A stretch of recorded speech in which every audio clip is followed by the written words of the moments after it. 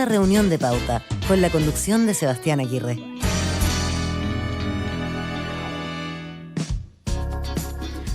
¿Cómo están? Gracias por acompañarnos a esta hora de la tarde. Hacemos Reunión de Pauta aquí en Radio Pauta, la 100.5. Nos juntamos en cada tarde para conversar de los temas de actualidad, para profundizar, para buscar puntos de vista también, análisis, opinión sobre los temas de la contingencia. Bienvenidos a nuestro capítulo de hoy, día jueves 10 de marzo, en la víspera de un cambio de mando que se va a producir este viernes en Valparaíso para que asuma el nuevo gobierno que encabezará el presidente electo Gabriel Boric. Es la despedida de Sebastián Piñera. Va a ser uno de los temas que vamos a estar analizando en nuestra reunión de pauta del día de hoy. Pero antes, como esta es la primera edición de nuestro panel de los jueves en esta segunda temporada, vamos a darle la bienvenida a nuestros panelistas y a darle la bienvenida también a quienes se integran este año a nuestro panel. Está junto a nosotros Karen Tal, psicóloga, MBA de la Universidad Católica y gerente general de CADEM, directora de ICARE además. Gracias por estar con nosotros nuevamente, Karen. Bienvenida. Hola Seba. Gracias por acompañarnos. Y también está junto a nosotros dos nuevos integrantes del panel de nuestro jueves. Está ya conectada a través de vía telemática la abogada Michelle Peutat, integrante del directorio de la Fundación Casa Común, ex candidata constituyente como independiente en un cupo de Convergencia Social. Michelle, bienvenida. Hola Sebastián, muchas gracias por la invitación. Gracias por sumarte a Reunión de Pauta. Y también nos acompaña Claudio Alvarado, abogado, magíster en Derecho Constitucional de la Universidad Católica, director del Instituto de Estudios de la Sociedad, IES. Gracias por estar con nosotros, Claudio. Bienvenido. Gracias a usted, Sebastián, y muy buenas tardes para todos. Un gusto estar aquí. A Claudio lo cambiamos de horario, ¿no? Habituado a las mañanas aquí en Radio Pauta, ahora estará en las tardes junto a nosotros aquí en Reunión de Pauta. Bueno, junto a Karen, Claudio y Michelle vamos a estar conversando de los temas del día de hoy. Tenemos, por supuesto, sus noticias coladas, también su pauta, la que traen para esta jornada, pero dejemos eso para el segundo bloque y partamos con una pregunta para romper el hielo primero y analizar lo que ocurrió jueves 10 de marzo, que va a pasar a la historia definitivamente, porque hoy, a eso de las 7:30 de la mañana, en el registro civil de la Comuna de Providencia, se realizó el primer matrimonio igualitario en la historia de Chile. El 9 de diciembre se promulgó la ley, el presidente Piñera promulgó esta ley para hacerlo efectivo ya, y ahora entonces, 3 meses después, ya se produce el primer matrimonio igualitario. El agendamiento por parte del registro civil se abrió este lunes y así fue como hoy la primera pareja pudo llevar a cabo este trámite que los convierte oficialmente en un matrimonio ante la ley. Por eso hablábamos de una jornada sin duda histórica. Pero nuestra pregunta para partir, Karen, tiene que ver con lo que vaya a ocurrir a futuro. ¿Cómo podemos proyectar esto? ¿Tú crees que, por ejemplo, habrá harto interés, harta demanda, digamos, respecto al matrimonio igualitario acá en Chile? ¿Cómo ves tú eso? Creo que sí. Yo creo que la demanda existe hace mucho rato y la ley llega tarde y la no ley obstaculizaba la demanda, creo yo.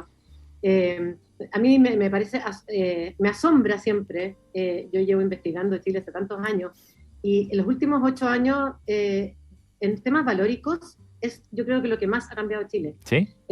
No sé, estaba mirando datos, en el 2014 50% de la gente estaba de acuerdo con el matrimonio entre personas del mismo sexo, y hoy día 75% está de acuerdo, y 87% de los jóvenes. O sea, la ley viene solamente a destapar una demanda que está ahí, creo yo, y claro. Sí, creo que vamos a tener muchos matrimonios. Michelle. Yo en la misma línea siento que la demanda va a crecer sin lugar a dudas. Vivimos en un país donde el reconocimiento muchas veces de relaciones sexoafectivas por parte de la sociedad pasa por la constitución de un matrimonio, y sin lugar a dudas que eso va a crecer la demanda y, como decía Karen, constatar en el fondo una realidad que ya venía existiendo hace mucho tiempo, llega bastante tarde en nuestro país en ese sentido. A mí me parece que es un buen piso en el sentido de la equidad que vienen demandando desde hace mucho tiempo las personas de las disidencias sexuales, pero vuelvo a insistir en que viene un poco tarde, porque hoy día hay cuestionamientos por parte de nuestra sociedad, otras estructuras, incluso a lo que conocemos como familia, a la misma institución del matrimonio. Y a mí me parece relevante hoy día como, porque hablábamos del primer matrimonio igualitario que fue gay, ¿cierto? El primero que de una pareja de 2 hombres que se casa fue el primero, pero después vino la primer matrimonio lésbico que se realizó y hablaba mucho de la importancia del reconocimiento de los derechos de filiación de sus hijos, que dejaban de ser ilegítimos. Y a mí me parece que eso es lo más relevante, el reconocimiento de otros tipos de familia a través del matrimonio igualitario. Sí, fue uno de los mensajes más potentes quizás en esta mañana. Claudio, ¿cuál es tu mirada sobre esto? Sí, yo tengo más dudas, la verdad, porque por 2 motivos. Uno, por la evidencia comparada, ¿cierto? Hay muchos países en los cuales, cuando se han aprobado estas leyes, pasa un poco lo que ocurrió aquí en Chile con el acuerdo de vida en pareja, acuerdo de vida en común, en fin, como recibe distintas denominaciones, y es que hay un momento inicial de interés a consecuencias de la discusión mediática y política que involucra la aprobación de estas agendas, pero luego el interés decae y se mantiene alto en general en grupos de élites. Y de hecho, a propósito de lo que comentaba Karen, en Chile tenemos efectivamente un cambio cultural en curso. Yo creo que eso es bien indudable, pero no corre parejo o de manera homogénea en la población. De hecho, en temas como el matrimonio entre parejas del mismo sexo o la adopción homoparental, distintas encuestas como el estudio del COES muestran una distancia muy grande entre élites progresistas y una población en general que sigue manteniendo mayor presencia, mayor arraigo de las perspectivas más tradicionales. Así que yo tendría un grado mayor de duda, y lo que no tengo duda, en cambio, que sí va a continuar en la discusión en torno a estos temas, porque la visión tradicional que goza de mala prensa a veces en el marco de ciertas élites sigue estando muy presente en la cosmovisión religiosa, no solamente cristiana católica, y porque además estos mismos temas van generando nuevos debates. O sea, cuando se aprueban estas leyes se abren nuevas discusiones. ¿Claudio? Por ejemplo, el mismo caso de hoy día, ¿cierto? Con esto cierro la idea.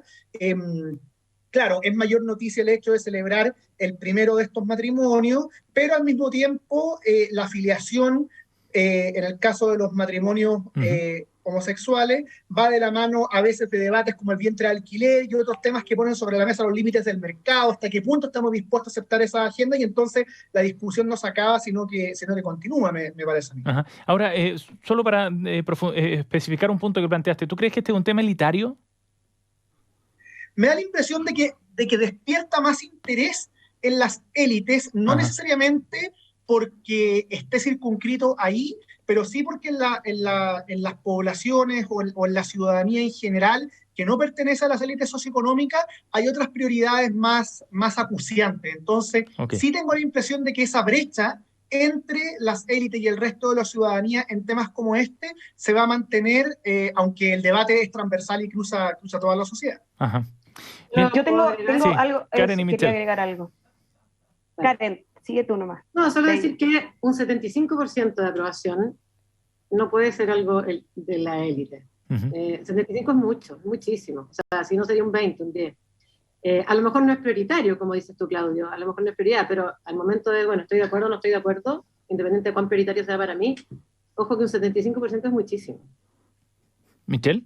Sí, yo solo quería agregar que a mí me parece que la aprobación también es mayoritaria, porque siento que a pesar de que el matrimonio hoy día, para mí también es una institución quizás religiosa, que hoy día en un estado laico sigue continuando, más allá de todas las connotaciones que esto pueda tener, hay una significación en el reconocimiento de derechos, y eso no se puede negar.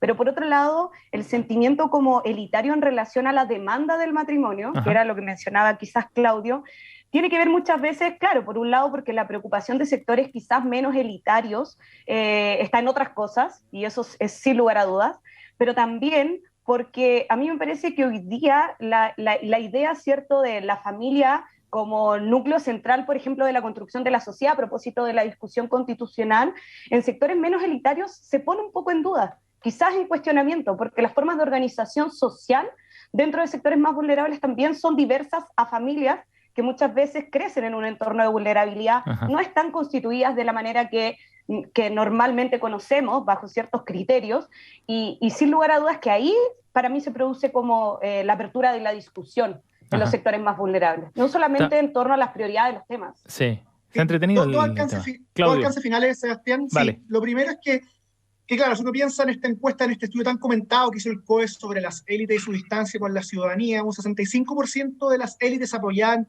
el matrimonio entre parejas del mismo sexo, esto lo estudié el año pasado, relativamente reciente.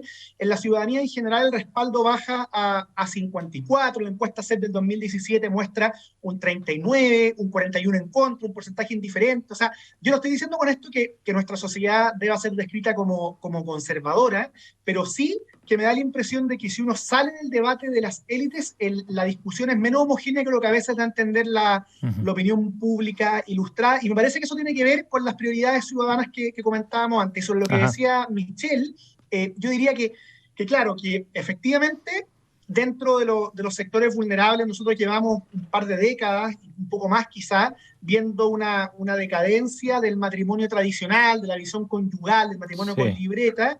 Me parece que eso en todo caso tiene efectos ambiguos, que no es para nada claro que pueda ser descrito como un avance, que tiene consecuencias directas en la situación de las mujeres sobre todo, pero en cualquier caso, creo que lo que no ocurre es que por ese solo hecho automáticamente deje de estar presente en la sociedad la visión del matrimonio o de la familia en general como la unión de lo masculino y lo femenino. O sea, lo que rompe el matrimonio del mismo sexo es la discusión entre si entendemos o no la familia como la unión de lo masculino y lo femenino, y como el matrimonio sigue emulando la lógica de la diferencia sexual con padre, madre e hijo, a mí me parece inevitable que la discusión siga existiendo a lo largo del tiempo. O sea, no creo que el debate se acabe por el solo hecho de tener la aprobación de esta ley. Sí, el debate continúa. Vamos a ver cómo va implementándose también esta ley. Estamos junto a Claudio Alvarado, Michelle Peutat y Karen Tal, aquí en Reunión de Pauta, la 100.5, y vamos a ir a nuestro tema principal para este primer bloque. Le vamos a dedicar algunos minutos más al momento político que estamos viviendo, en particular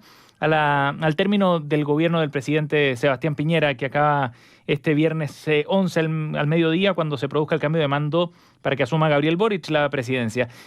Abro comillas: los países no se construyen de un día para otro. Cada generación, cada gobierno construye sobre la obra de quienes lo antecedieron. Así partía con esa frase el último mensaje del saliente presidente Sebastián Piñera, que fue la noche de este miércoles. Duró poco más de 15 minutos. Fundamentalmente se trataba de un repaso de lo que había significado esta segunda administración. Aludió a las crisis que le tocó enfrentar: por un lado el estallido social, luego la pandemia, el proceso constituyente también, la crisis económica, entre otros temas fueron los que abordó, y también dejaba espacio para resaltar algunas iniciativas durante su última gestión, como la pensión garantizada universal. Y hacemos este preámbulo para abrirle la conversación junto a Claudio, Michelle y Karen, para evaluar precisamente lo que fue el gobierno del presidente Piñera.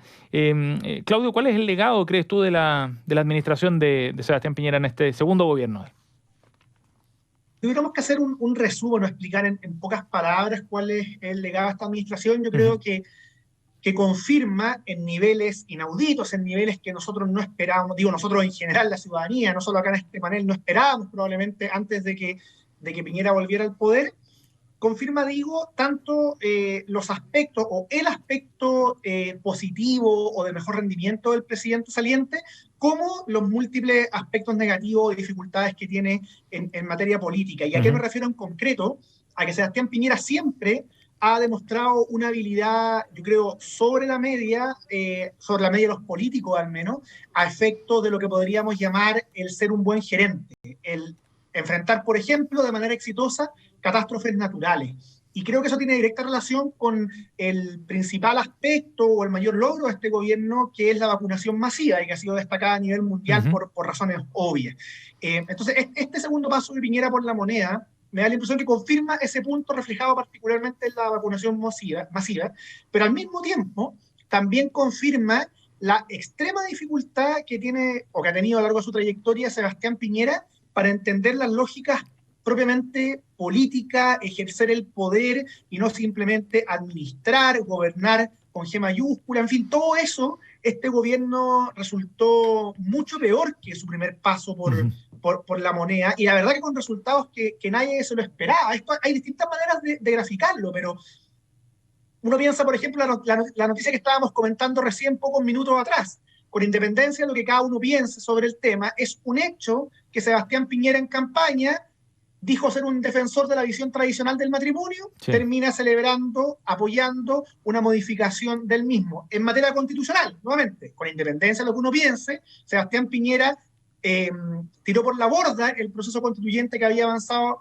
Michelle Bachelet al volver al Palacio de Gobierno y termina abriendo las puertas, por una serie de motivos que después podríamos ahondar, a una convención constitucional inédita y que ha dado lugar a una revisión completa de nuestro orden jurídico. Yo no podría así empezar a listar una serie de materias y lo que se ve entonces, me parece a mí, es que Sebastián Piñera perdió totalmente el control de la agenda, perdió totalmente el manejo de lo que él proyectaba, su programa quedó, salvo excepciones puntuales, olvidado, y en consecuencia, por así decirlo, el mundo de oposición o las izquierdas lograron más con Sebastián Piñera que lo que aspiraban incluso en el programa de Alejandro Guillé, y es inevitablemente un fracaso político de proporciones para la centro-derecha, respecto del cual yo creo que Piñera tiene mucha responsabilidad. Ajá, ya, y tenemos un punto de partida. Michelle, ¿cómo ves tú el legado del presidente Piñera?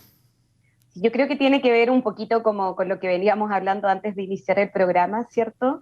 De esta sensación o cómo en el fondo Sebastián Piñera viene a demostrar que tenemos una institucionalidad tan débil, tan incapaz de dar respuesta a muchas demandas, que en el fondo es el ejemplo mismo del desgobierno, ¿cierto? El desgobierno de un derrotado, por así decirlo, derrotado en muchos aspectos, no solamente a propósito de lo que ha sido como la ausencia y la conducción política en distintos hechos que han ocurrido durante su gobierno, sino que también en la falta de criterio político, en ser sin lugar a dudas quien viene a consolidar, porque tratando de rebobinar un poquito, cuando estaba la elección de Piñera con Guiller, Piñera en el fondo lo que proponía era que bajo cierto modelo también podíamos vivir mejor, que la clase media iba a ser protegida, por ejemplo, que iba a haber una protección social garantizada.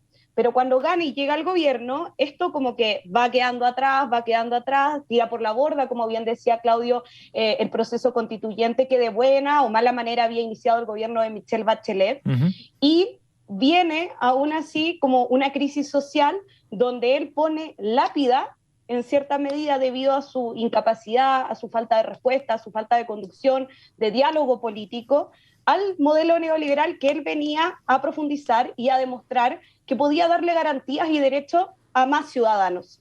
Entonces, es tragicómico porque en cierta medida es el gobierno, como bien decía Claudio, donde los sectores de oposición o de izquierda comienzan a lograr un avance mayor hacia las transformaciones, precisamente por el actuar de Sebastián Piñera. Y yo creo que ese es el mayor legado de uno de los peores gobiernos desde la vuelta a la democracia. Podríamos hablar de la vacunación, sin lugar a dudas que eso ha sido reconocido, yo creo que ni siquiera el gobierno entrante lo ha cuestionado. A mí me parece que el hecho de que Sebastián Piñera sea un buen gerente, no sé si sea algo tan considerable cuando, por supuesto que es fácil ser un buen gerente o hacer un buen manejo de crisis cuando tienes a los sectores económicos o al capital de tu lado. A mí en ese sentido me parece que por supuesto que es un buen gerente, porque puede administrar eso, pero ¿para qué vamos a hablar también de la parodia del absurdo de lo que ha sido el gobierno de Sebastián Piñera y del nefasto legado que deja en términos de derechos humanos, que me gustaría ahondar, por supuesto, más adelante para abrir otro más punto, las palabras. sí, que podemos profundizar en unos minutos. Veamos primero la mirada general de Karen Tal. Karen. A ver, yo no puedo no partir por el dato. Nos guste o no nos guste, le reconozcamos o no capacidades al presidente. Este es el presidente primero que termina con la peor evaluación desde que tenemos historia. El presidente sale con un 24% de aprobación, un 71% de desaprobación, que es lo más bajo que tenemos en la historia. También cuando nosotros preguntamos hoy, mirado ya hacia atrás, porque la gente recuerda a los gobiernos, que es distinto que cuando lo preguntas semana a semana, como lo hacemos en CADEM, por todos los gobiernos, los mejores evaluados son Bachelet 1 y Piñera 1, en ese orden. En el medio, Elwin, Frey, Lago, y luego Bachelet 2, Piñera 2. Parece que las segundas partes no funcionan. Pero bueno, eso primero, es el gobierno que termina peor evaluado por la ciudadanía. Sí. Ahora, es cierto que cuando uno mira cómo se enfrenta la ciudadanía a los gobiernos, hay un patrón, siempre es igual. Si uno pone una curva sobre la otra, son todas iguales. Primer año bueno, luna de miel. Segundo, tercero, malo. Invierno, que se le llama. Claro. Cuarto, recuperación. Y lo que pasó acá es que el cuarto no llegó. que si bien hay una recuperación, estuvo en un 9, entre un 9 y el 24 hay una recuperación, pero lo que no tuvo es la recuperación que tienen todos los gobiernos. ¿Y por qué no, Karen? Ahí viene la pregunta ¿por qué? Y ahí vienen ya las opiniones y las hipótesis. Creo que básicamente es bien impactante lo que le pasa a Sebastián Piñera, porque a pesar de que yo creo que tuvo, yo pienso, un muy buen manejo del COVID, muy bueno, mucho mejor que muchos otros países, y a pesar de que puso una cantidad de plata en los bolsillos de la gente, entonces pensamos, la plata que se entregó en IFE es una barbaridad, pero no logra capitalizar esto en su figura. La gestión COVID es muy bien evaluada por la ciudadanía, de hecho, no solo lo pienso yo. Sin embargo, no afecta. Y básicamente creo que lo que pasó es que el 18 de octubre lo hizo tan mal, pero tan mal, que creo que se generó un quiebre como en el vínculo emocional de las personas con la figura del presidente, que simplemente nunca más se recuperó. Y dejó de existir como figura presidente. Entonces, si bien el ministro París es bien evaluado, la Paula Daza es bien evaluada, la gente valora que se le haya entregado plata, pero el quiebre fue tan grande, porque creo que lo hizo muy mal, que no logra recuperar su relación con la ciudadanía. Sí. Ahora, en realidad creo que esto empieza antes, y ahí estoy con ustedes, antes de la crisis 18 de octubre, en verdad. Yo creo que como él ganó por una ventaja razonable, yo creo que partió con un muy mal diagnóstico. Como que si uno mira los ministros que puso, o sea, acordémonos, Varela. Gerardo Varela en educación. Larraín, ¿no? Está... Antes Chadwick asumía Chadwick, o sea, como ministro de en el Interior. fondo, lo que ahora dice es no entender mucho lo que estaba pasando realmente en Chile. Y de hecho creo que esos ministros tuvieron, con sus cuñas famosas, un rol en todo lo que pasó. O sea, creo que él partió con un diagnóstico de lo que estaba pasando en Chile que no incluía todo lo que estaba pasando en Chile. Y luego, cuando llega el estallido social y él dice estamos en guerra con un enemigo poderoso, creo que selló el Ese momento es clave para el quiebre que menciona. Michelle. Clave. Y de ahí no se movió del enemigo poderoso por mucho tiempo. Sí, ahí yo Claudio. Creo, perdón, sí, que hay un factor clave. O sea, lo que dice Karen, yo creo que asoman dos factores clave, en verdad, de lo que está detrás del fracaso político de Sebastián Piñera.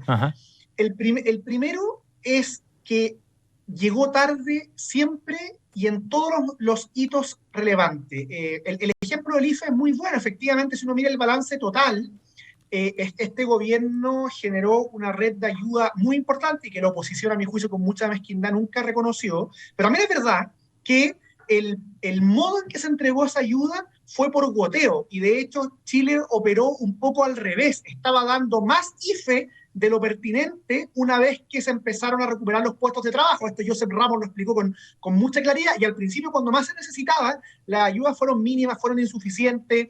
En un minuto hay un amplio elenco de economistas que criticaba el no estar dando ayudas universales a consecuencia de que era imposible focalizar, y sin embargo el gobierno todavía no sabría. O sea, hay una lógica de enfrentar estos temas según la cual, por decirlo así, los elásticos siempre se estiraban hasta romperse.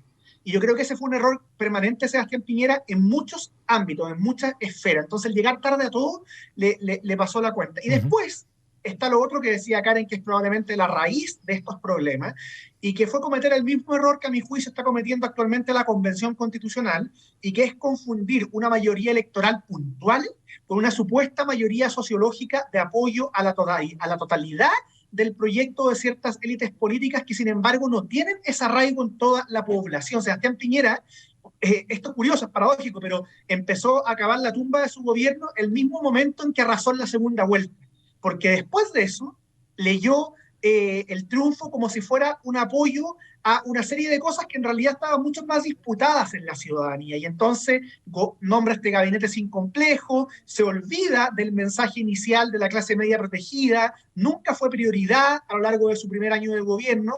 Y entonces empieza a dibujar muy rápido. Para cerrar este punto, hace poco conversábamos acá con la gente del IES ¿cuánto tiempo duró Sebastián Piñera controlando la agenda? Y la verdad es que fueron un par de semanas desde que asumió, porque ya a las 3 o 4 semanas de haber vuelto a la moneda, se mandó el primer condoro, diríamos coloquialmente, de aquellos que revelaban esta incomprensión del país y que fue a nombrar a su hermano como embajador. Eso fue muy temprano. Sí, fue uno de los primeros conflictos, ¿cierto? Al principio fue una alerta, uno seguramente no advirtió a cabalidad todo lo que implicaba, pero visto en retrospectiva fue muy revelador de que el presidente seguía gobernando con lógicas que no hacían sentido en el momento actual y que estaba muy ensimismado, no tenía contrapesos políticos en la moneda y finalmente eso le terminó explotando en la cara. Michelle. No, yo, bueno, me había quedado con lo de Karen del momento en que Piñera declara, cierto, la guerra como a este enemigo poderoso, implacable. Yo siento que ahí hay un punto de inflexión y bastante como simbólico del quiebre, de este quiebre como emocional que describe Karen. Siento que ahí finalmente como que se hace realidad y se transforma en algo permanente esta desafección de la ciudadanía y esta sensación de que pase lo que pase, no tenemos a nadie al mando que nos pueda dar soluciones ante las distintas sensaciones que estemos viviendo, ya sea de apoyo a lo que fue la revuelta social, de la euforia que se estaba viviendo en este momento, algunos sectores que tenían miedo de lo que estaba ocurriendo, otros que se sentían desprotegidos, más allá de la posición del o la ciudadana en particular, hubo un momento de desafección demasiado grande.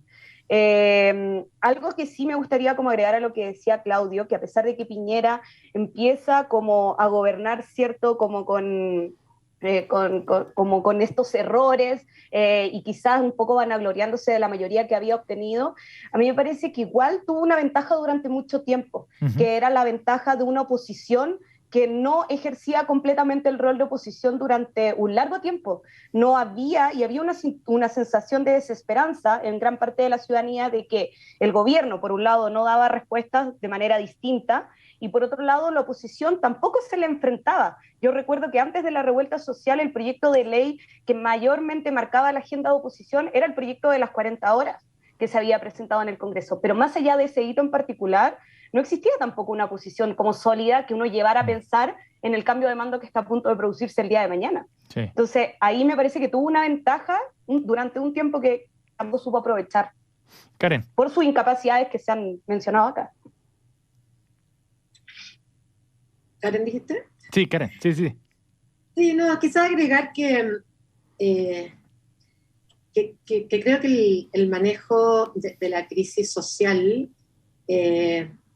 fue además mucho impacto porque yo creo que sus principales atributos positivos cayeron. Porque cada presidente tiene atributos positivos y otras cosas menos fuertes, pero Piñera lo que tenía era autoridad y liderazgo, capacidad de enfrentar crisis, capacidad de gestión, y lo que no tuvo fue liderazgo, capacidad de gestión y capacidad de enfrentar una crisis.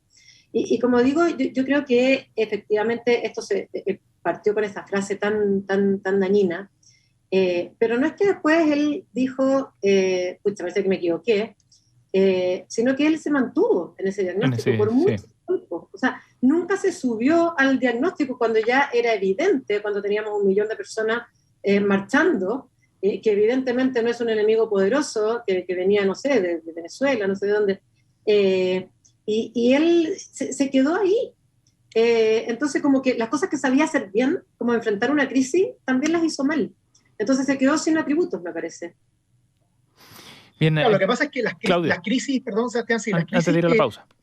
Sí, muy breve. Las crisis que Sebastián Piñera enfrenta bien, de manera adecuada o con cierto talento, son crisis que no tienen que ver con el conflicto político, son crisis vinculadas a desastres naturales o a cuestiones en las cuales lo que predomina es la gestión o la técnica, pero cuando se requiere articular políticamente, aunar voluntades, marcar agenda y liderazgo de esa índole, él en general no ha respondido bien. Ya el 2011 habíamos visto una incapacidad bastante grande para enfrentar el movimiento estudiantil, y lo que pasó en esta segunda ocasión, este segundo paso por la moneda, es que todo fue peor, digamos. Fue cumplimiento a cabalidad de ese dicho según el cual las segundas partes nunca son buenas. Que no se sacaron lecciones de la primera, ¿no? ¿Perdón? ¿No se sacaron lecciones de la primera, dice Claudio? No, claramente. Y eso es lo que quería decir, que ahora sí que la centro derecha no puede volver a cometer el mismo error tiene que hacer el inventario de lo ocurrido. Claramente no sacaron las lecciones, como tú bien dices, Sebastián, de lo que fue el primer paso de Piñera por el poder, y bueno, luego de este fracaso político, sin perjuicio de hitos relevantes puntuales que uno pueda destacar, en el global fue un fracaso político, y eso me parece que exige que la centro-derecha sí haga el inventario y no cometa el error que cometió en su minuto la antigua Concertación, cuyos personeros muchas veces han dicho que uno de sus grandes errores fue después del año 2010 no haberse tomado en serio la derrota. Bueno, la centro-derecha aquí tiene que hacer ese ejercicio porque de lo contrario va a ser muy, muy difícil su futuro. Estamos junto a Claudio Alvarado, Michel Peutat y Karen Tal analizando el balance del gobierno saliente del presidente Sebastián Piñera aquí en Reunión de Pauta. Momento de hacer una pausa, nos separamos, pero muy breve, volvemos de inmediato. Las noticias coladas, la propuesta de pauta que traen nuestros panelistas para el día de hoy. Pausa y volvemos. Teatro Municipal de Las Condes presenta El Violinista en el Tejado, el musical. Ganador de 10 premios Tonys, incluido Mejor Musical. Alegría, familia, risas y por sobre todo, tradición. Con Daniel Muñoz, Sara Pantoja, Susana Hidalgo, Francisco Baño Baitía, José Antonio Raffo, Felipe Contreras, junto a un gran elenco. Venta de entradas a través de www.tmlascondes.cl y boleterías del teatro. El Violinista en el Tejado, el musical. Desde el 21 de abril. Produce Darchan Teatro. Invita Pauta. ¿A tu casa el mismo día de tu operación? Así es cirugía en el día en Red Salud. Técnicas quirúrgicas y procesos clínicos para que recibas el alta el mismo día de tu operación, al alcance de tu bolsillo y con la calidad y seguridad de Red Salud. Con una cirugía en el día puedes volver a tu vida de forma rápida, hay menos riesgo de infección, menos estrés de hospitalización y una completa cobertura. Consulta y cotiza en redsalud.cl. Red Salud, mejor salud para Chile. Cada tarde, a partir de las 20 horas, Christian Barnken nos invita a pasear con él y con sus invitados en su jardín. Media hora de conversaciones y reflexiones. No dejes de escuchar los sonidos y palabras de Desde el Jardín. Pauta, hablemos de verdad.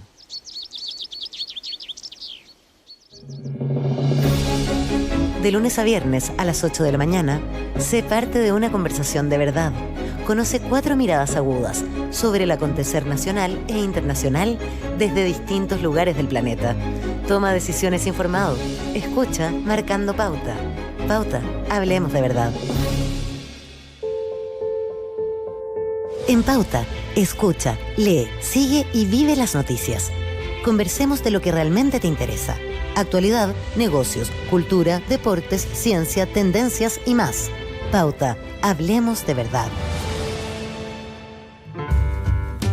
Escuchas a Sebastián Aguirre en Reunión de Pauta. Pauta, hablemos de verdad. Ya estamos de regreso aquí en Reunión de Pauta para recordar la efeméride del día de hoy. Acá en la 100.5 vamos a recordar que un 10 de marzo, pero del año 1958, nació la actriz, productora, modelo estadounidense Sharon Stone. Hizo su debut cinematográfico como una extra en la comedia dramática Stardust Memories del año 80, dirigida por Woody Allen. Y su primer papel importante en el cine lo obtuvo un año siguiente, el 81, en la película de horror Bendición Mortal de Wes Craven. De ahí saltó a la fama tras interpretar el personaje de Catherine Trammell en otra película de Verhoeven, el thriller erótico de Bajos Instintos del año 92. Y de ahí en adelante comienza una carrera con más papeles protagónicos. De hecho, en esa película obtuvo su primera nominación a un Globo de Oro en la categoría de Mejor Actriz en una película dramática. Luego también obtuvo otro Globo de Oro por la película Casino del año 95, una nominación al Oscar también. Bueno, Sharon Stone nació hace ya más de 60 años, un 10 de marzo, un día como hoy, la recordamos aquí en la efeméride de Reunión de Pauta. Y en nuestras noticias coladas vamos a ir de inmediato a revisar la pauta que han armado nuestros panelistas, Claudio Alvarado, Michel Peutat y Karen Tal junto a nosotros en esta edición de jueves. Y vamos a partir revisando la noticia que nos propone Karen Tal, que probablemente también se empiece a mezclar con la de Claudio Alvarado. Pero partamos con la de Karen, porque tiene el foco bien claro. En una encuesta realizada por CADEM abordó qué opinan los chilenos sobre algunos temas de la convención. Y, por ejemplo, un 54% prefiere un Estado unitario, un 48% un Congreso bicameral y un 77% preferiría un Poder Judicial único. Karen, cuéntanos sobre el estudio. Cuento. Solo quiero un paréntesis para cerrar el otro tema. Yo siempre he sido una persona que valora mucho ser agradecida, y me siento un poco culpable porque en el análisis, sin duda, que fue un mal gobierno. Pero creo que no podemos no poner algún punto en, no sé, yo tengo 4 vacunas cuando todo el mundo estaba asustado de que se podía morir, nosotros nos estábamos vacunando, y sin duda que creo que eso tenemos que valorarlo y agradecerlo. Pero en fin, dicho eso... Lo mencionó Claudio en todo caso, en la conversación. Sí. Pobre gobierno, que eso es importante, en verdad. Pero lamentablemente no es foco, lamentablemente.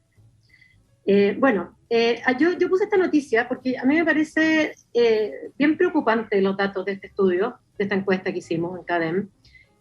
Porque, a ver, si antes, si uno hiciera un poco de historia, pasó que vino un 18 de octubre, marchó 1 millón de personas, surge el plebiscito y la convención constituyente como una respuesta institucional a esta energía que estaba desbordada, cosa que es muy buena y habla muy bien de Chile, y pudimos avanzar bien, y parecía entonces que la convención era una respuesta al, comillas, pueblo. Hay muchos estudios que evidenciaban y veíamos la desconexión entre la élite y el, comillas, pueblo, como se autodenomina la gente. Y parecía que la élite era la desconectada y el pueblo representado por esta convención, que muchos la describieron como mucho más parecida a Chile que cualquier otra institución que tiene poder, porque tenía de todo, porque de todos los colegios, etc. Parecía de alguna manera representar al pueblo. Sin embargo, en las últimas semanas, a medida que se han ido ya aprobando las normas para el texto definitivo, a mí me parece que lo que se produce es una nueva desconexión ahora entre la convención y el pueblo. Convención, entre paréntesis, una nueva élite. Porque en realidad las cosas que se han ido aprobando no están alineadas con el sentido común de la mayoría de los chilenos. Algunos ejemplos: 77% de la gente prefiere un sistema judicial único y no varias justicias. Un 72% de la gente considera que Chile es una sociedad multicultural y no plurinacional. 54% prefiere como un Estado unitario, un 48% frente a un 42% prefiere un Congreso bicameral. O sea, todas las cosas importantes que se han ido aprobando no conversan con el pueblo, creo, con el sentido común de las personas. Y me parece a mí que de alguna manera la convención está un poco tomada por activistas de causas que son importantes, que fueron elegidos por un grupo y que de alguna manera pareciera que están representando los intereses de sus electores más que contribuyendo en equipo a construir un texto para todos los chilenos. Michelle, ¿tú ves esa desconexión a la que hace referencia Karen? Que yo creo que en relación a este tema hay demasiadas aristas. Yo creo que no me quiero quedar en la típica crítica, ¿cierto? Como a las encuestas, a CADEM en particular, a la metodología de las preguntas. Hay un hilo en Twitter de Claudio Fuentes que es bastante extenso y habla incluso a propósito de la pregunta en relación al Poder Judicial, cuando habla de un Poder Judicial único, más que varios, y no, por ejemplo, de un sistema de justicia coordinado, que es lo que realmente quedó en el borrador de la Constitución. Pero más allá de eso, yo creo que aquí que se hacen patentes otros problemas que tienen que ver con la información del proceso constituyente. No olvidemos que desde un inicio el presupuesto destinado a la propaganda del proceso en sí es bastante mínimo. Son pocos y escasos los esfuerzos que se han hecho, y muchas veces se han hecho a nivel local a través de municipios y ciertas iniciativas que con pocos recursos hacen el esfuerzo por ir exponiendo cómo es el día a día de la discusión constitucional.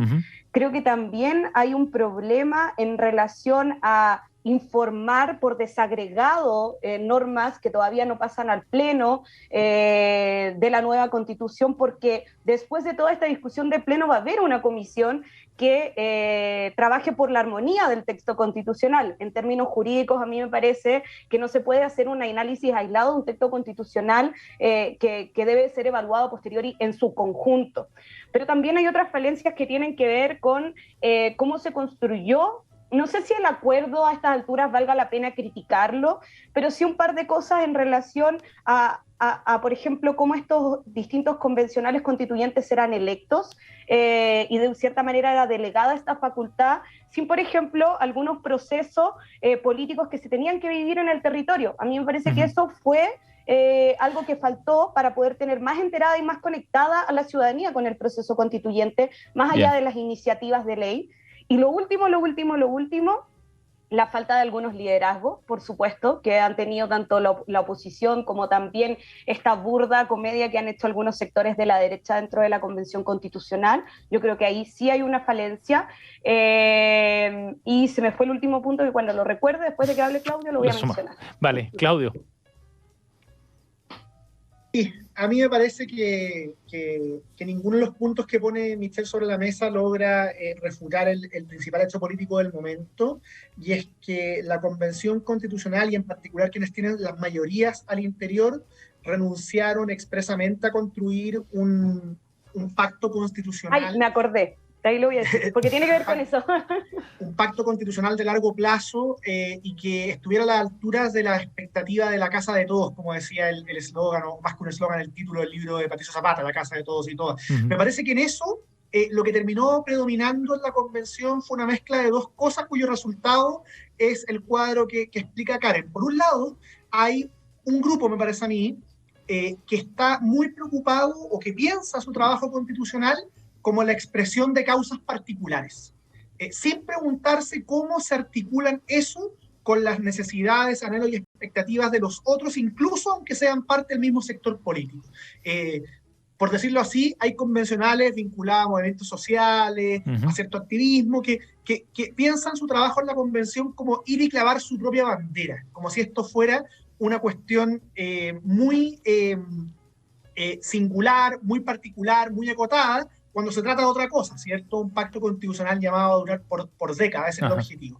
Y hay otro elenco de convencionales que tienen más presencia, me parece, en los neutrales, el Frente Amplio, el Partido Comunista, cuyo error no es de esa índole, no es que ellos estén en la agenda identitaria o solo en la agenda identitaria, sino que tienen un proyecto, una visión de lo que debiera ser el cambio constitucional que no calza con la diversidad política del Chile actual, porque no es solo desconexión con temas como los que pone Karen, es que esto a uno le puede gustar más o menos, pero es la realidad de Chile. La derecha y la centro derecha en su conjunto, digamos, no obtiene menos del 40% en las elecciones, incluso cuando le va mal.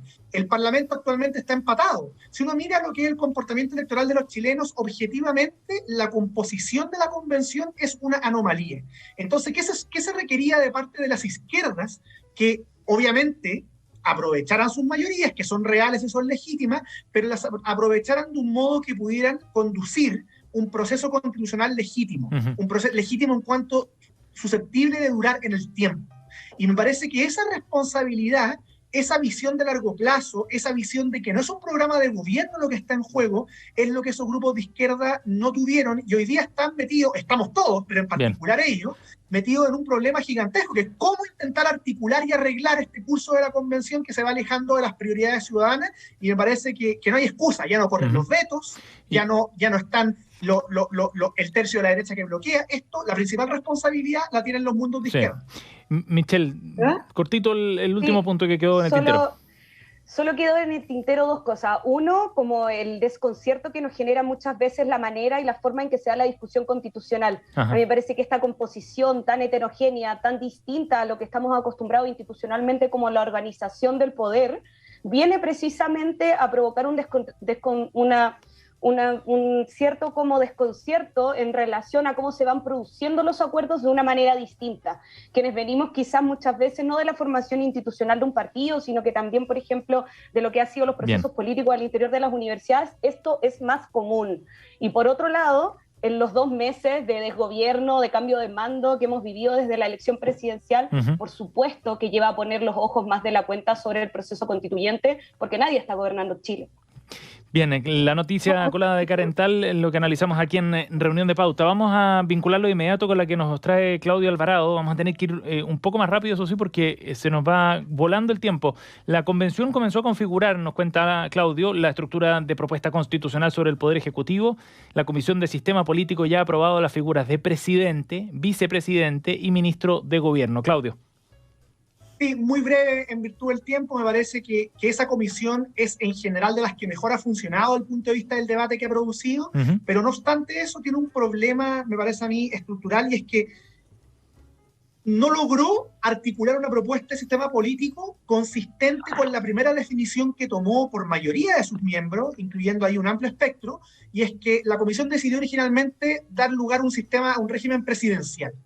Y lo que correspondía, una vez que se decidió eso por parte de la misma comisión, era pensar un régimen presidencial a partir de una visión de conjunto, en la cual tuviéramos un mejor presidencialismo, un nuevo presidencialismo que el actual. Pero lo que ha ocurrido en la comisión es que cada grupo, derrotado en la definición inicial respecto al régimen presidencial, ha ido intentando instalar distintos injertos de sus propuestas originales, y a lo que nos lleva eso es a un planteamiento muy curioso en el cual se elimina el Senado, pero se mantiene un Congreso bicameral, pero asimétrico y con pocas atribuciones en el caso del Consejo Territorial, y en particular esta figura que comenta Sebastián, del ministro de Gobierno, que es muy curiosa cuando ya hay presidente y vicepresidente. Es un triunvirato que va a trasladar la división y el conflicto político al interior de la moneda, así que finalmente se impone.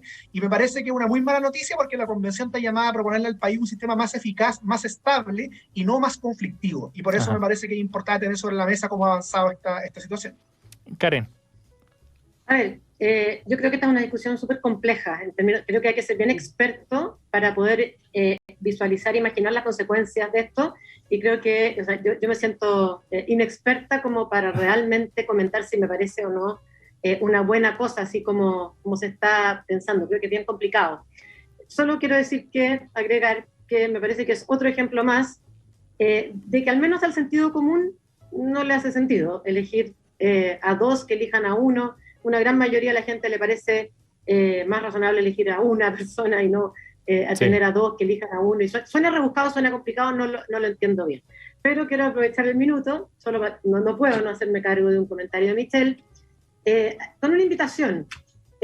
Yo lamento mucho que la convención, los constituyentes, algunos y otros como el que hace el profesor, que hace el hilo, la reacción cuando escucha la opinión pública, te puede gustar o no la encuesta, hablemos de metodología, todo lo que quieran, hago clases de metodología, hablemos de eso si quieren, pero te puede gustar o no, pero creo que el 78% es 78%, o sea, yo quiero invitar a todos los profesores que no les gusta la encuesta académica a hacer su propia encuesta, porque lo más fácil es decir, ¿sabéis qué? Que no, que todas las encuestas son malas y los poderes y todas las cosas, y lo más difícil es decir, ¿qué será lo que estamos haciendo mal, que no estamos logrando seguir como partimos interpretando a la gente?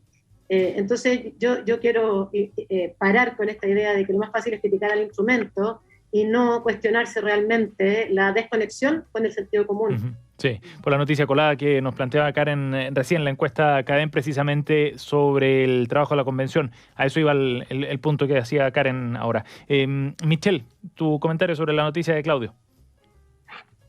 Sobre la noticia de Claudio, yo también estoy bastante desconcertada en relación a... No me siento experta para poder dar una opinión.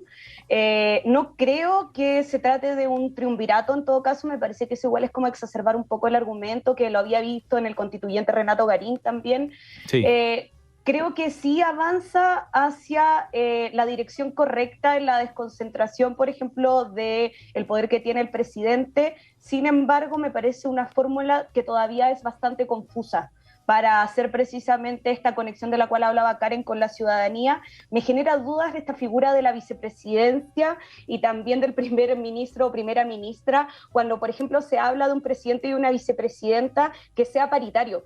¿Qué pasa, por ejemplo, si lo llevamos al caso de hoy día, del gobierno entrante? Si el presidente es Gabriel Boric, la vicepresidenta, que es lo más parecido al Ministerio de Interior, pudiera ser Isquia Siches, por ejemplo, y el primer ministro, en este caso, o el ministro de gobierno, que creo que ese es el nombre, ministro de gobierno, ¿verdad? Fuera Giorgio Jackson. A mí me parece que la figura, en este caso de Isquia Siches, sería un tanto invisibilizada. Bien. Creo que el argumento de la paridad se cae un poco si es que esta desconcentración se produce, por ejemplo, entre roles más importantes, como el del ministro de Gobierno y el presidente de la República. Sí, que esa figura que se crearía en el sistema. Bien, vamos a la última noticia colada. Rápidamente vemos lo que nos propone Michel Peutat. Según información de La Tercera, el gobierno de Gabriel Boric fijó un tope en los sueldos de funcionarios estatales que va a regir para las personas con sueldo de honorarios y también para los cargos de exclusiva confianza. Michel, cuéntanos. Sí, yo antes de mencionar eso, que solamente es muy corto, no quiero que pase colado, a propósito de la noticia colada, ¿sí? En el legado de Sebastián Piñera, las violaciones a los derechos humanos. Siento que de más de 8.000 denuncias que se presentaron, que solo 7 hayan terminado en sentencia, a mí me parece catastrófico en términos de números, me parece un error que cada vez que haya existido una demanda o un problema de derechos políticos, sociales de las personas, la respuesta de este gobierno haya sido un estado de excepción. Es decir, limitar aún más los derechos. Entonces creo que eso no puede pasar colado. Vale. Y en cuanto a la noticia en particular, bueno, a mí me parece que avanza en un sentido correcto, que la ciudadanía hace mucho tiempo demanda más transparencia y también mayor claridad en torno como a estas relaciones de parentesco que existen muchas veces en las nominaciones de los gobiernos. Me parece que situaciones tan lamentables como el ministro Chadwick no hubiesen sido realidad si es que precisamente este instructivo hubiese operado en el gobierno, por ejemplo, de Sebastián Piñera. Creo que hay mucho más por trabajar, sobre todo en el nivel alto que tienen hoy día los sueldos de distintas autoridades, pero avanza en la dirección correcta y me parece algo positivo y algo que hay que seguir profundizando. Ajá. ¿Karen? Sí, yo creo que por supuesto que es positivo y creo que además muy en línea con lo que ha sido el presidente electo, que ha propuesto siempre terminar con los privilegios, reducir los sueldos. Él ha estado siempre en esto, entonces me parece muy coherente lo que está haciendo. Quizás lo único que me preocupa un poco cuando vi cómo se iba a implementar y los porcentajes, es que puedan encontrar a las personas que necesitan, que hoy día, nos guste o no, tienen acceso a sueldos más altos, buenas personas para poder hacer las cosas que tienen que hacer y que esto no baje el nivel de las personas que se contratan. Capacidad de atracción de talento, digamos, al sector público. Claudio. Sí, obviamente lo que plantea Michel como noticia es una buena noticia, valga la redundancia, creo que está en general en la dirección correcta. A veces estos protocolos después se encuentran con la realidad y tienen algunos problemas por exceso o por defecto según el caso. Por ejemplo, yo creo que hay 1000 casos en los cuales podrían aplicar mejor las críticas que el caso de Chadwick, con el cual yo, en fin, tengo muchas diferencias, creo que cometió muchos errores como ministro del Interior, pero me parece que el problema de Chadwick no era ser primo de Piñera, tenía una carrera política propia, peso político propio. El problema de Piñera con el nombramiento de su gabinete fue más bien el llevar el mismo grupo de su fundación a La Moneda y por tanto privarse de otras perspectivas que le impidieran comprender lo que estaba pasando en el país. Entonces, yo no sé si habría puesto ese ejemplo, pero creo que en general está bien orientado y como decía Karen, y esta es la última idea, va un poco en línea de lo que ha venido haciendo y diciendo Gabriel Boric, y ese es quizás el principal desafío que tienen las izquierdas en el país, conectándolo también con la Convención Constitucional, ser capaces de tener el giro, el énfasis, los discursos que tuvo Gabriel Boric en segunda vuelta. Yo no sé si eso va a ser capaz de hacerlo en el gobierno, pero es claro que entre primera y segunda vuelta hubo un tránsito y que tiene a la vista cosas como estas, cosas como las que plantea ahora Michel. La Convención Constitucional me parece que no está mirando este tipo de temas que le hacen sentido a la ciudadanía y entonces ahí está el riesgo de la desconexión que hemos conversado en el programa, así que ojalá que la Convención también reciba algo de este tipo de mensajes, de lo que implican, de lo que está detrás, porque de lo contrario vamos a seguir llegando a un cuadro súper paradójico, y es terminar en un plebiscito de salida que en vez de responder al espíritu de Gabriel Boric de la segunda vuelta, termine generando un hito muy divisor, y eso obviamente no cumpliría con las expectativas cualquiera sea su resultado. Estamos en reunión de pauta junto a Claudio Alvarado, Karen Tal, Michel Peutat, de nuestro panel de los jueves. Antes del cierre dejamos un espacio para que nos hagan nuestros panelistas algunas recomendaciones, un libro, alguna serie, una película, un panorama quizás en esta época. Bueno, dejamos el espacio abierto para nuestros panelistas. Michelle, ¿qué nos traes tú? La verdad se me había olvidado esta sección del programa, no venía tan preparada. No hay problema. Pero voy a recomendar el libro que estoy leyendo, un libro de un escritor chileno de apellido Castillo, no recuerdo el nombre, pero se llama La Hermandad de la Casa Grande. Un libro súper interesante de La Pollera Ediciones, que habla un poco de una historia en un momento cuando se estaba teniendo la Guerra del Pacífico, pero a la misma vez estaba en proceso esta cierta colonización que existió en la Isla Grande de Chiloé. Habla de las tradiciones, de los brujos de Chiloé, es bastante entretenido para conocer nuestra historia desde otro punto de vista, así que lo recomiendo totalmente. Eduardo Pérez Arroyo es el autor de La Hermandad de la Casa Grande. Eduardo Pérez. El recomendado. Me había equivocado totalmente con el apellido del autor. Está bien, está bien. El título. El recomendado de Michelle Peutat, entonces, para esta edición, novela negra, así sale descrito al menos aquí en esta página. Qué bien. Buena recomendación. Claudio, ¿tu recomendado para hoy día? También voy a recomendar un libro que estuve leyendo en el verano, que se llama Testigo Privilegiado, cuyo autor es Orlando Sáenz. Orlando Sáenz es un personaje muy especial, digamos, con mucha trayectoria en la historia política chilena, pero no tan conocido, digamos. Como él dice, él no fue protagonista, sino que fue un testigo, y para que se hagan una idea del tipo de trayectoria que tuvo, pasó de ser un firme opositor del gobierno de Salvador Allende en cuanto presidente de la SOFOFA, a ser un activo promotor y candidato incluso después por el no. El plebiscito del 88 y la posterior elección que llevó al poder a Patricio Aylwin, y a partir de esta trayectoria y de su perfil también más empresarial, cuenta una serie de anécdotas, como dice el título del libro, curiosidades, revelaciones, que van mostrando cómo los pequeños detalles, las pequeñas decisiones, las pequeñas cosas del día a día van configurando una trama en la cual muchas veces los resultados terminan siendo inesperados, uno a veces ve cara y no corazones, como dice el dicho, y más allá de eso, me parece además muy pertinente en un contexto como el que estamos viviendo, en el que va creciendo la polarización, tener una aproximación como esta hacia la historia reciente de Chile. Así que Testigo Privilegiado, Orlando Sáenz, muy recomendado. El recomendado de Claudio Alvarado aquí en Reunión de Pauta. Karen. Ya, voy a ser poco original porque también voy a recomendar un libro. Estamos muy libros. El club de lectura de los jueves, muy bien. Sí, bueno. La verdad me lo recomendaron ayer, lo compré, empecé y está bueno, pero no lo he terminado, pero creo que es muy bueno. Se llama The Gates of Europe. Es un libro sobre la historia de Ucrania, de Plocky, profesor de Harvard sobre historia de Ucrania, historiador. Y desde una perspectiva histórica creo que parte muy atrás, de parte de los vikingos hasta el inicio de la invasión rusa.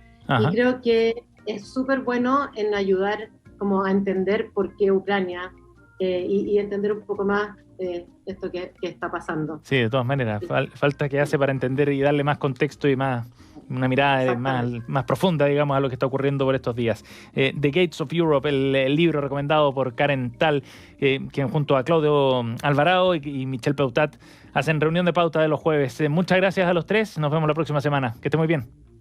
Gracias, que esté muy bien todos. Chao, que esté bien. Gracias por acompañarnos. Estamos cerrando esta edición de día jueves. Ya viene Cristian Barken, hoy va a estar conversando desde el jardín con el periodista y corresponsal de guerra Jorge Said en unos minutos aquí en Radio Pauta. Nos vemos mañana. Chao. Acabas de escuchar una hora de conversación y análisis con punto de vista. Esto fue Reunión de Pauta,